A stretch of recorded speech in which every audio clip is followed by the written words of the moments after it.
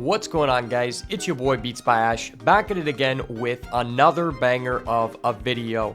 And at the time of this recording, I have now acquired around 170 hours into Monster Hunter Wilds in the short time of a little over a month since its release. Please don't judge me. I'm definitely still making time to do other cool guy shit like touch grass, lift weights, and interact with females. But regardless, because of that, I feel like it is the perfect time for us to count down the top 10 monsters in Monster Hunter Wilds. Now, this list is going to be based on my overall fun or enjoyment level of going against these monsters, plus just the aesthetic and the thought that I feel like was put into creating these monstrosities for us to crush and destroy.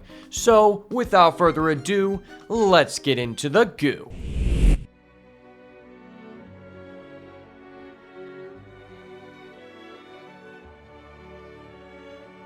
Starting off this list at number 10, we have the Ajarkan, another one of the many large beast monsters in the Monster Hunter universe. This one might actually be your first real challenge in the story. Now, this guy can shoot lava, is made of lava, and when you really break down his moves, reminds me of Incineroar from Pokemon and Super Smash. Honestly, Incineroar is dope as fuck, and therefore so is Lava Incineroar. My only gripe would be that there isn't a more difficult version that you can face in the late game, because I feel like this guy was very close to becoming a real challenge to players. But overall, he does have a really cool animation when he spins on the ground and jumps in the air to dive bomb you. At number 9, we have Gravios. Once again, we meet another monster that utilizes fire/lava as their core gimmick. Really, Capcom? Half the monsters in this game are fire or lava based. But besides that, this guy reminds me of a lava based Godzilla, and Godzilla is hella based, man. And in my opinion, has some of the most dope attack animations in the game. That one where he shoots down lava or flames down below his feet is just absolutely insane, and that alone secures him the number 9 spot on my list. At number 8, we have Zoashia. Zoashia is essentially the first major antagonist that you really meet in the story, and honestly, I feel like this character was extremely underutilized in the base game.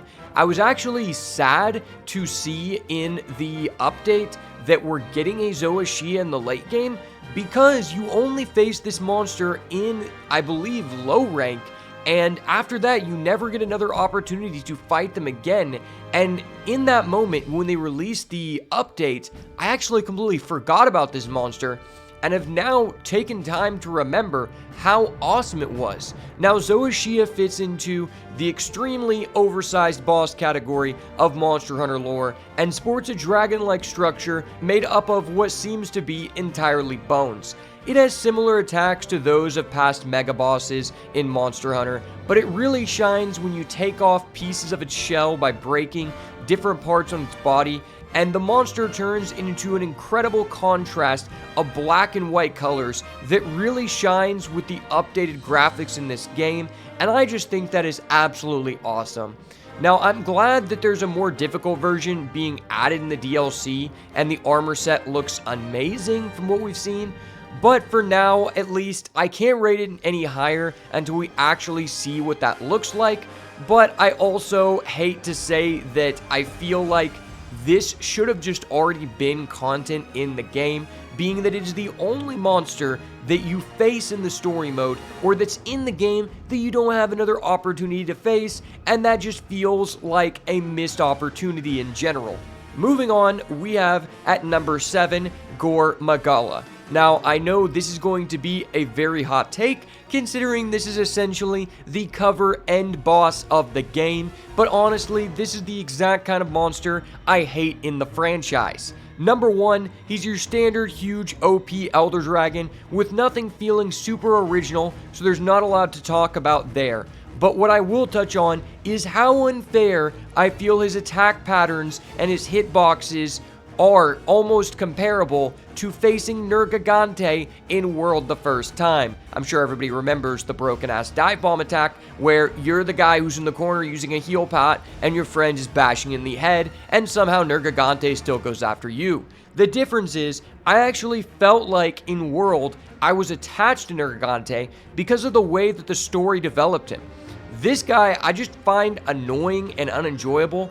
Firstly, he shoots a fluvium-like mist at you from all directions, similar to Vaal Hazak in World, except this time, that mist is like a homing missile, and unless you dodge in a very specific direction from which the effluvium is coming from, your health bar is almost completely gone and you get stunned on the ground.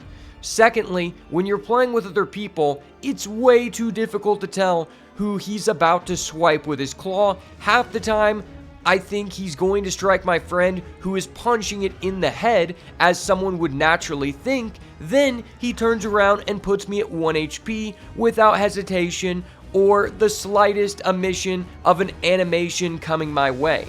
Now, this wouldn't be as bad if it weren't for the fact that this monster exposes Wild's new transparency system worse than any other monster in the game. If you didn't know, in Wilds, when you're underneath a large monster, the game makes the monster basically completely invisible in hopes that you can see your character. But in practice, it actually makes it worse. What actually happens is you can't see the monster's wounds to target them, you can't see who he's about to attack, or whether you're about to strike thin air, let alone trying to run out from under him just to find out his invisible leg is cock blocking you. For that reason, I won't rank him any higher, but at least he's difficult to fight in a game that feels trivially easier than past titles. At number 6, we have the Blaganga. Basically, this guy is just an all-around better version of the Kongala, aka the farting monkey. This raging monkey that's constantly moving around reminds me of the rage of a Rajang from previous games like Rise, and it feels nice to have something like that in the game. Essentially, he's a baboon that can use freezing attacks to infect you with frostbite, as well as doing other normal strikes of the standard trivial medium-sized monsters in the game, with some added actual difficulty, sporting him the number 6 spot on my list. At number 5, we have Zhu Wu. Being one of the more original designs in the game, it's actually kind of hard to describe this monster, and that feels really good. He essentially has a big head along with tentacles that can shoot off spikes from his claws, and also sports that amazing undead aesthetic that Vaal Hazak really hit for me in Monster Hunter World. One of the coolest things about him is that he turns over on his side in one of his attacks and spins at you like a giant starfish, and I think that just looks so insane. Overall, this guy feels great when timing your perfect guards at his claw strikes, looks good, and overall provides a refreshing feeling to an established franchise. At number 4, we have the big man himself, Jin Dahad. Your ace, completely oversized monstrosity of the game. These monsters are what makes a true boss fighting simulator and can really only ever be so bad. The fight is fun and engaging, and the cutscenes are awesome as well, but I can't help but feel like this guy shares too many similarities in attacks to Xeno'jiiva of World. The one awesome thing about this monster, though, is when it covers itself in ice and explodes fire in all directions, forcing the player into an instant death unless hiding behind a fallen rock. While annoying for some, I do find this to be a nice minigame in an already satisfying fight. Coming in at number 3, we have New Udra. This is many players' favorite boss of the game, and for good reason. This giant fire-burning squid takes everything I find awesome about Zhu Wu and expands on it in an even more extreme way. This guy takes up an enormous amount of space and doesn't constantly jump around, giving players the opportunity to hack and slash to their heart's content. There's something enjoyable about a monster that you can actually use your full combo on without it running away or jumping every 2 seconds, and this guy finds a way to accomplish that while also still providing players a real challenge. At number 2, we have another one of the Apex Predators, being Rae Dow. Rae Dow takes everything fun about fighting Raytheons or Rathalos and adds lightning to the mix, which is badass. Not to mention, when he flies in the air, it's not for an annoying amount of time like previous iterations of Flying Wyverns. Rae Dow feels fun to fight, hits hard, and makes it clear what you need to do in order to dodge or counter his attacks. And I'm sure I'm not the only one who is super excited to see that in the next month we're getting Arch-Tempered Rae Dow into the mix. Make sure to let me know down below in the comments if you're excited for Rae Dow Arch-Tempered as well. And coming in at number 1, probably to no one's surprise, or maybe because maybe you thought that New Udra was the coolest monster in the game, we have Arkveld. This guy to me is the epitome of what makes an addicting endgame boss. At first glance, he may seem like nothing more than yet another overused iteration of an overpowered wyvern like Rae Dow, but the actual combat is much more than that. This guy gives off final boss energy and executes it well. At first, this guy can come off as annoying and having overpowered attacks that one-shot you. But unlike Gore Magala, as you face him, it feels like there's an actual clear path to how you can get better at mastering this beast.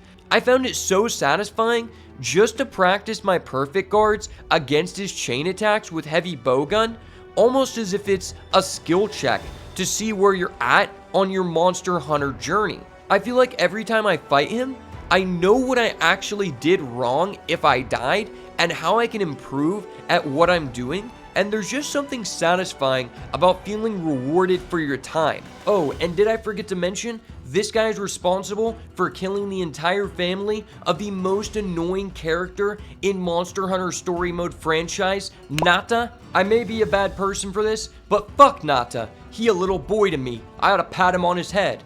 For that reason, every time I see my guy Arkveld, I gotta dap him up, because he a real one for that. For real, baby. Now, before we wrap things up, I do have one honorable mention for this list, which is the Lala Barina.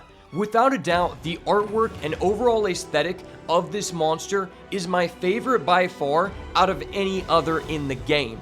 Another oversized spider, except this one has a beautiful looking rose on its back, and the spider can also use this flower to shoot out little petals that paralyze the player when touched, and that is pretty badass. Combined with the overall dedication and detail they did for creating the hideout / nest of this monster, I think this one was just a banger for a random little early game boss, and that detail did not go unnoticed. But that's going to be the end of my list. Are there any monsters that you think should have been on this list? Are there any ones that you think should have been ranked higher or lower? Make sure to let me know down below in the comments. And as always, if it's not the goo, it's got to go. Peace.